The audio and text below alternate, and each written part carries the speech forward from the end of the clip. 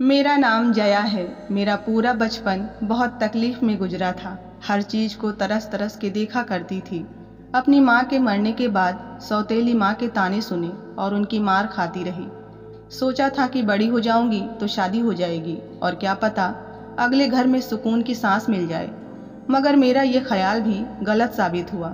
पापा, जो कि सौतेली माँ के पीछे पीछे लगे रहते थे, वो जो भी कहती बस वही बात पत्थर की लकीर बन जाया करती थी। वो मुझसे घर के सारे काम करवाती और इसके बदले बस 2 टाइम की रोटी मिल जाया करती थी। क्या जिंदगी थी मेरी। मुझे अपनी माँ की बहुत याद आती थी। सोचती थी कि या तो वो वापस आ जाएं या फिर वे मुझे ही अपने साथ ले जाती तो ये मुश्किल तो कम से कम मेरी जिंदगी का हिस्सा न बनती। मेरी एक ही सहेली थी जो कि बहुत अच्छी थी और मेरी सबसे बड़ी हमदर्द थी। वो मेरी मासी की बेटी थी।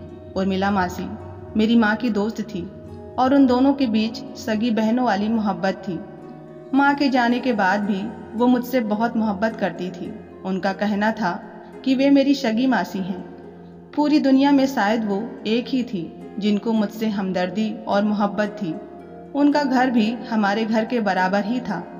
कभी दिल करता तो अपना सारा काम खत्म करके मैं उनके पास चली जाया करती थी। मेरी सौतेली माँ ने मुझे स्कूल का मुंह भी नहीं दिखाया था। जब बच्चों को स्कूल जाते देखती तो मेरा भी दिल करता कि मैं भी स्कूल जाऊं, लेकिन ये सपना मेरा सपना ही रहा। हाँ, मेरी सौतेली माँ ने मुझे एक हुनर सिखा दिया था और वो था कपड़े सिलाई करने का। इस काम में मैं अच्छी तरह निपुण हो गई थी। मैं हर तरह के कपड़े आराम से सिल लिया करती थी। मोहल्ले की सारी औरतें मुझसे ही अपने कपड़े सिलवाया करती थी और पैसे मेरी सौतेली माँ को दे जाया करती। मुझे पैसों की ज़रूरत भी नहीं थी और ना ही मैंने कभी उनसे पैसे मांगे थे। मैं तो बस यही चाहती थी कि वो मुझसे प्यार के 2 बोल बोल दिया करें, लेकिन शायद मेरी किस्मत में प्यार था ही नहीं। मेरी उम्र 19 साल की थी जब मेरे लिए एक रिश्ता आया था। वो मेरी उर्मिला मासी ने ही ढूंढा था। वो चाहती थी कि मेरी शादी हो जाए ताकि इस नर्क जैसी जिंदगी से मेरी जान छूट जाए। रिश्ता हर तरह से अच्छा था, मगर मेरी सौतेली माँ ने मना कर दिया। और फिर मेरी सौतेली माँ ने अपनी ममेरी बहन के बेटे से मेरी शादी करने का सोच लिया था। उनका बेटा कोई काम नहीं करता था। शायद इसीलिए वह चाहती थी कि इस नरक से निकलकर मैं दूसरे नरक में चली जाऊं, क्योंकि उनको पता था कि मैं कपड़े सिलाई करती हूँ, जिससे अच्छी आमदनी हो जाया करती थी। सौतेली माँ ने उसी दिन मेरा रिश्ता अपनी बहन के घर तय कर दिया। मुझे जो विश्वास था कि एक दिन मैं इस नर्क से निकल जाऊंगी, मगर अब लगता था कि एक नर्क से निकलकर दूसरे में डाल दी जाऊंगी। शादी की सारी तैयारियां हो गई थी। इसी हफ्ते शादी होनी थी। उर्मिला मासी ने पापा को रोकने और समझाने की बहुत कोशिश की, मगर पापा ने उनकी एक न सुनी, क्योंकि उन पर तो सिर्फ माँ की बात ही असर किया करती थी। मैंने भी कुछ कहा नहीं, बस खुद को हालात के भरोसे छोड़ दिया कि भगवान अब तेरे सिवा मेरा कोई नहीं। और फिर अगले हफ्ते मेरी शादी हो गई। मेरा नाम किसी और नाम के साथ जोड़ दिया गया था। सारी जिंदगी अब मुझे किसी और के नाम से जीना था। विदाई का समय भी आ गया। मेरे जाने से इस घर में किसी को कोई फर्क नहीं पड़ना था, इसलिए कोई मेरे गले लगकर रोया भी नहीं था। उर्मिला मासी और मेरी सहेली मधु मुझसे पहले ही मिलकर जा चुकी थी, क्योंकि मेरे पापा की दूसरी पत्नी ने उनको मेरी शादी पर आने का न्योता भी नहीं दिया था। मैं अपनी सौतेली माँ के घर से निकलकर अपने पति के घर आ गई थी। वो घर भी मेरी सौतेली माँ की ममेरी बहन का था। मैं कैसे ये उम्मीद कर सकती थी कि यहाँ मुझे सुकून मिलेगा, और ऐसा ही हुआ। मेरी सास ने अगले ही दिन से मुझे काम पर लगा दिया था। वो मुझसे सारे घर के काम करवाती और साथ ही साथ मुझे सिलाई करने पर भी मजबूर करती थी कि तुम लोगों के कपड़े सिला करोगी, क्योंकि सास का कहना था कि तुम्हारे पति का काम अच्छा नहीं है तो तुम इस घर को चलाने के लिए हमारी मदद करोगी। उसके बाद कपड़ों का ढेर मेरे आगे लगा दिया जाता था। सारा दिन घर के कामों में गुजर जाता, इसलिए सिलाई का काम मुझे रात को करना पड़ता था। छोटी छोटी गलतियों पर मेरी सास मेरे ऊपर हाथ भी उठाया करती थी और अलग से मेरे पति को भी मेरे खिलाफ भड़काया करती थी।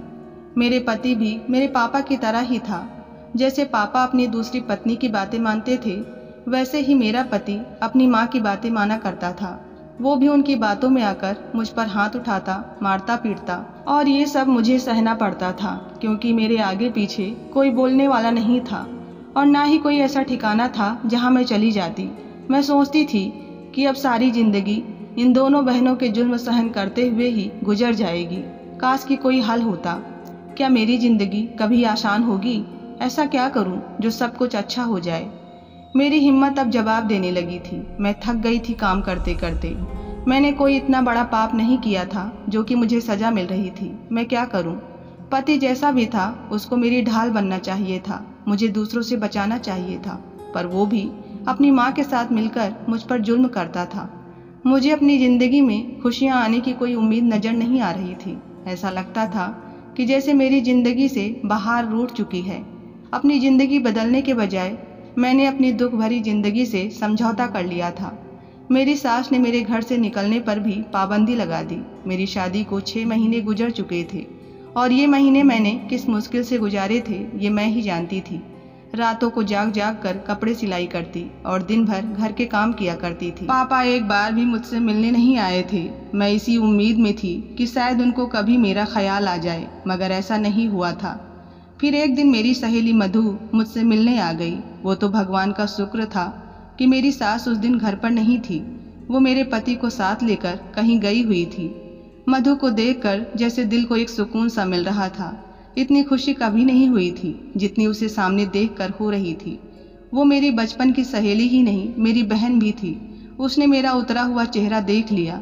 पता तो उसे पहले से ही था कि मैं यहाँ खुश नहीं हूँ, क्योंकि उनको पता था कि मेरी सास पापा की दूसरी पत्नी की बहन ही है। भला वो मेरे साथ अच्छा व्यवहार कैसे कर सकती थी? मगर मुझे देखकर उसे विश्वास हो गया था। मेरे मार के निशान छुपे हुए नहीं थे। मेरे इनकार करने के बावजूद उसे सारी सच्चाई पता चल गई थी। फिर मैंने भी उसे सच बता दिया। मेरी बातें सुनकर उसका गुस्सा 7वें आसमान पर था। उसका कहना था कि वो अभी घर जाकर मेरे पापा को सारी सच्चाई बता देगी और फिर वो खुद उनको देख लेंगे। मगर मैंने उसे रोक दिया और कहा कि अगर पापा को मेरी इतनी ही चिंता होती तो वो कभी भी मेरी शादी इस घर में न करते और कम से कम एक बार तो आकर मेरा हाल चाल पूछते। मगर वो एक बार भी नहीं आए और उनको बताने से होगा क्या? वो क्या करेंगी? बल्कि उनको बताने से उल्टा ये नुकसान होगा कि मेरी सौतेली माँ को पता चल जाएगा और फिर वो मेरी सास को बताएंगी और इनको फिर से मौका मिल जाएगा मुझ पर हाथ उठाने का। मधु कुछ देर तक सोचती रही। फिर उसे यही लगा कि जो मैं कह रही हूँ शायद सच कह रही हूँ। ऐसा ही होना था। ऐसा करने से मेरी जिंदगी और भी नरक बन जानी थी। फिर वो कहने लगी कि इस समस्या का कोई न कोई हल तो निकालना ही पड़ेगा। मैं तुम्हें इस तरह नहीं छोड़ सकती। फिर अचानक मधु ने कुछ सोचकर मुझसे कहा कि तुम अपनी सास की एक साड़ी मुझे ला कर दो। मैंने उसे अपने सास की एक पुरानी साड़ी लाकर मधु को दे दिया, जो मेरी सास बहुत कम पहनती थी। उसने वो साड़ी अपने बैग में रख लिया और मुझसे कहा कि कल तक का इंतजार करो, बस फिर सब कुछ ठीक हो जाएगा। वो कपड़े लेकर जा चुकी थी और मैं इसी सोच में गुम बैठी थी कि भला मेरी सास के पुराने कपड़ों से सब कुछ ठीक कैसे होने वाला है। दूसरे दिन वह दोबारा फिर आई। उसने जल्दी से मुझे मेरी सास की वही साड़ी दी जो मैंने उसे कल दिया था। उसने मुझे वापस कर दिया और कहा कि अब जब भी तुम्हारी सास तुम्हें मारने लगे तुम फौरन कमरे में जाकर ये साड़ी पहन लेना। फिर देखना तुम्हारी सास तुम्हारे पैरों में गिर जाएगी और तुमसे माफ़ी मांगेगी। उसने इतना ही कहा और जल्दी से वहाँ से चली गई थी, क्योंकि मेरी सास किसी भी समय घर आ सकती थी। मैंने भी उसे रोका नहीं था और कपड़े लेकर कमरे में ही छुपा के रख दिए थे। दिल में एक डर भी था कि अगर मेरी सास को इस बारे में पता चल गया तो पता नहीं वो क्या करेंगी। मुझे अपनी जान जाती महसूस हो रही थी, मगर मधु का कहना था कि हिम्मत से काम लेना। मैंने कोशिश करके खुद को नॉर्मल ही रखा कि कहीं मेरी सास को मुझ पर शक न हो जाए। वो बहुत ही तेज थी। वो तो इंसान को देख कर ही पहचान लेती थी कि उसके दिलो दिमाग में क्या चल रहा है। इसीलिए मैं उनसे छुपती फिर रही थी। इसी में मेरी भलाई थी। सारा दिन काम करने के बाद मैं आराम करने के लिए लेट गई। आज मेरी सास ने मुझे कुछ भी नहीं कहा था। मैं तो इसी इंतजार में थी कि मेरी सास मुझे कुछ कहें और मैं जल्दी से वो साड़ी पहन कर निकलूं। लेकिन मेरी सास ने मुझे कुछ भी नहीं कहा। मैं भी खामोशी से फिर से अपने कामों में लग गई थी। पहले मैं भगवान से प्रार्थना करती थी कि मेरी सास का गुस्सा कंट्रोल रहे और वे मुझ पर हाथ ना उठाएं।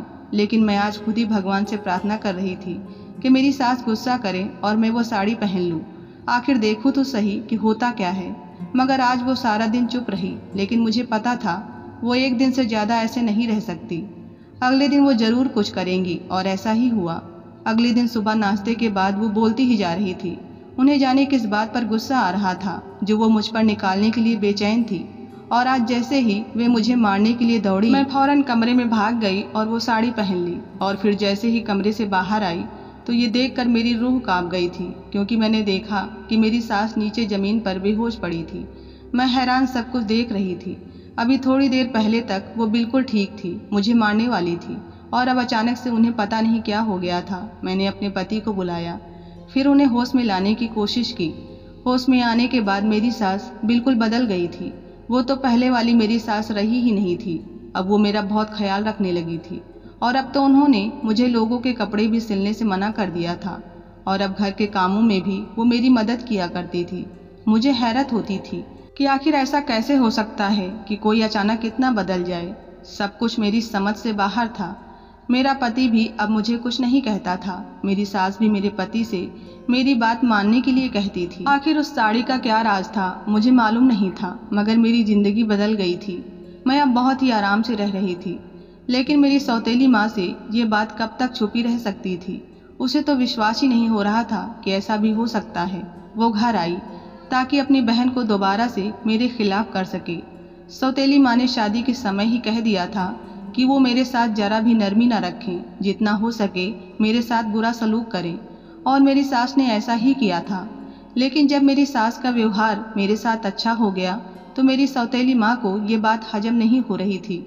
वो मुझे सुकून से कैसे देख सकती थी। वो मेरी सास को दोबारा भड़काने के लिए चली आई थी, मगर मेरी सास खामोशी से सारी बातें सुनती रही। उन्होंने जवाब में कुछ भी नहीं कहा था।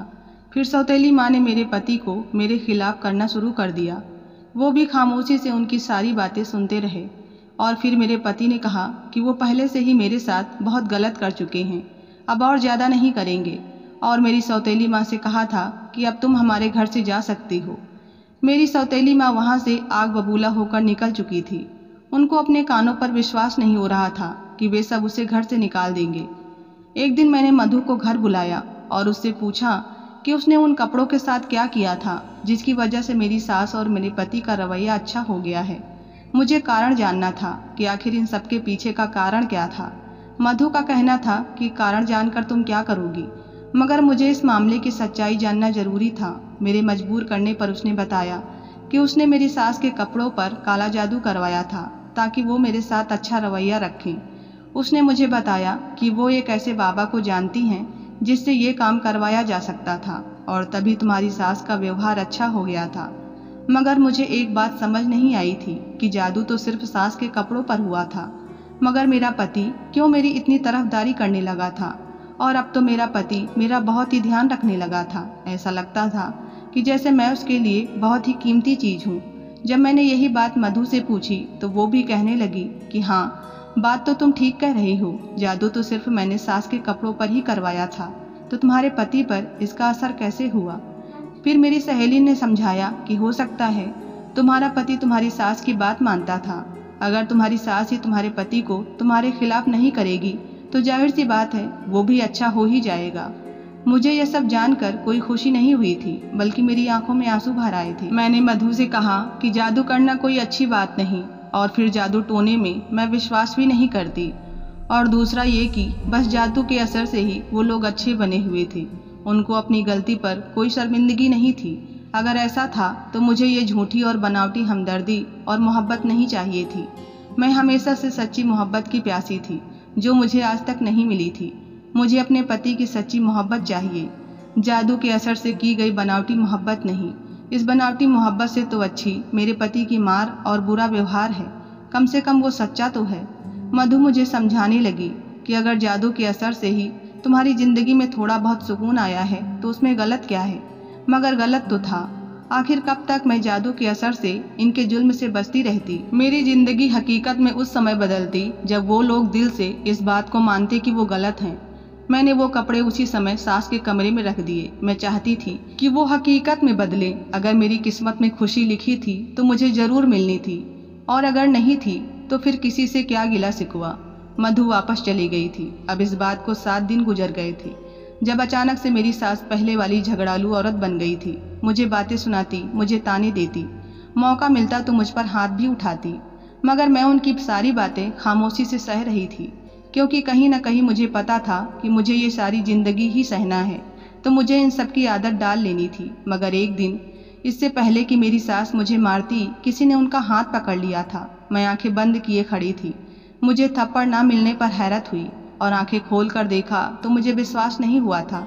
मेरी सास का हाथ रोकने वाला कोई और नहीं बल्कि मेरा पति था। मुझे हैरत हुई कि वे तो खुद अपनी माँ के साथ मिलकर पहले मुझ पर हाथ उठाया करता था, तो आज उसने अपनी माँ का हाथ क्यों रोक दिया।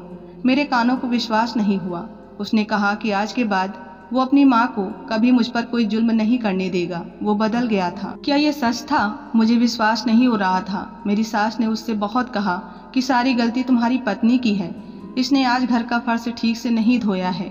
सास ने ना जाने क्या कुछ मेरे बारे में कहा, मगर मेरे पति का कहना था कि मैं सब जानता हूँ। मेरी आंखों पर जो पट्टी बंधी थी अब वो उतर चुकी है, जिससे मुझे सब कुछ साफ साफ और ठीक दिखाई देने लगा है। अब मैं जया के साथ कोई और जुल्म बर्दाश्त नहीं करूँगा और ना ही किसी को अनुमति दूंगा, चाहे वो मेरी अपनी माँ ही क्यों न हो। वो मेरा हाथ पकड़कर मुझे कमरे में ले आए। मैं तो अभी तक इस बात पर हैरान थी कि जो इंसान अपनी माँ के सामने मुझसे ठीक से बात भी नहीं करता था, अपनी माँ के कहने पर मुझे मारता था, और आज उसने अपनी माँ का हाथ रोक रखा था। वो जानता था कि उस समय मेरे दिमाग में क्या चल रहा है, यही कि उसने मेरे लिए ये सब क्यों और किस लिए किया, जबकि वो तो अपनी माँ की हाँ में हाँ मिलाता था। ये सवाल जो मेरे दिमाग में थे उसने खुद ही जवाब दे डाले। मुझे इस बात पर भी हैरत हुई कि उसे ये सब कैसे पता चला। मैं यही सोच रही थी। उसने बताया कि उस दिन मैंने तुम्हारी और तुम्हारी सहेली मधु की सारी बातें सुन ली थी। उस दिन मुझे तुम्हारी बातें सुनकर यह एहसास हुआ कि मैं और मेरी माँ किस कदर गलत हैं। वो अचानक ही मेरे पास आकर मेरे पैरों पर बैठ गया और हाथ जोड़कर मुझसे अपने गलत व्यवहार की माफ़ी मांगने लगा। मुझे समझ नहीं आ रहा था कि ये सब क्या हो रहा है। उसकी आंखों में आंसू थे। उसका कहना था कि आज तक वो एक ऐसी लड़की के साथ गलत करता आया जो कि बहुत ही अच्छी लड़की थी। उसका दिल शीशे की तरह साफ था। मेरे पति ने मुझे बताया कि वे सिर्फ अपनी माँ की वजह से ही ऐसा करता था, बल्कि उसकी माँ जो कि मेरी सौतेली माँ थी, उन्होंने मेरे पति को बताया था कि मैं अच्छी लड़की नहीं हूँ और ना ही मेरी माँ अच्छी औरत थी। फिर मेरे पति ने मुझे बताया, तुम्हारी सौतेली माँ ने मुझे ये भी बताया था कि तुम्हारी माँ घर से भाग गई थी और तुम भी अपनी माँ की तरह ही चरित्रहीन हो और एक दिन तुम भी ऐसा ही करोगी, मुझे छोड़कर भाग जाओगी। उस दिन तुम्हारी और तुम्हारी सहेली की बातें सुनकर मुझे एहसास हुआ कि जिस इंसान की सोच इतनी अच्छी हो, जिसके ख्याल इतने पवित्र हों, वो कभी गलत हो ही नहीं सकता। मैंने अपने पति को बताया कि मेरी माँ घर से नहीं भागी थी, बल्कि उनके खिलाफ साजिश की गई थी। मेरी सौतेली माँ मेरे पापा से शादी करना चाहती थी, इसीलिए उन्होंने मेरी माँ पर झूठा इल्ज़ाम लगाया था, जिसका दुख मेरी माँ बर्दाश्त नहीं कर पाई और इस दुनिया से ही चली गई थी। उसके बाद उन्होंने मेरे पापा से शादी कर ली थी और सारी ज़िंदगी मेरी माँ को गलत बना कर रखा था और मुझे भी उनके नाम के ताने देती रहती थी। वो मुझसे बहुत नफरत करती थी। मेरा पति बदल गया था। उस दिन के बाद से ही मेरा ख्याल रखने लगा। उसे अपनी गलती का एहसास हो गया था। ये बातें जब मेरी सास को पता चली तो उन्होंने भी मुझसे माफ़ी मांगी थी। मेरी सौतेली माँ से उन्होंने मिलना जुलना बंद कर दिया था। उनका कहना था कि वो एक बेशर्म औरत है जिसने अपने फायदे के लिए दूसरे की जिंदगी खराब की थी। ये कोई आम बात नहीं थी। पापा को भी ये सच्चाई पता चल गई थी कि वो मेरी मरी हुई माँ को गलत समझ रहे थे, जिसकी वजह से वे मुझसे भी दूर हो गए थे। अब वो बहुत शर्मिंदा थे। उनका कहना था कि उनके अंदर मुझसे माफ़ी मांगने की भी हिम्मत नहीं है, मगर मैंने अपने पापा को माफ़ कर दिया था। वो जैसे भी थे मेरे पापा थे। मगर मेरी सौतेली माँ अब भी नहीं बदली थी, लेकिन मुझे अब उनकी बिल्कुल भी परवाह नहीं थी। आज मैं अपने घर में बहुत खुश हूँ। मैंने इतने साल भगवान का नाम लेकर संघर्ष किया था, मुझे उसी का फल मिल गया था। आज की कहानी में बस इतना ही। कहानी पसंद आए तो लाइक सब्सक्राइब करना ना भूलें। मिलते हैं नई कहानी के साथ, तब तक के लिए धन्यवाद।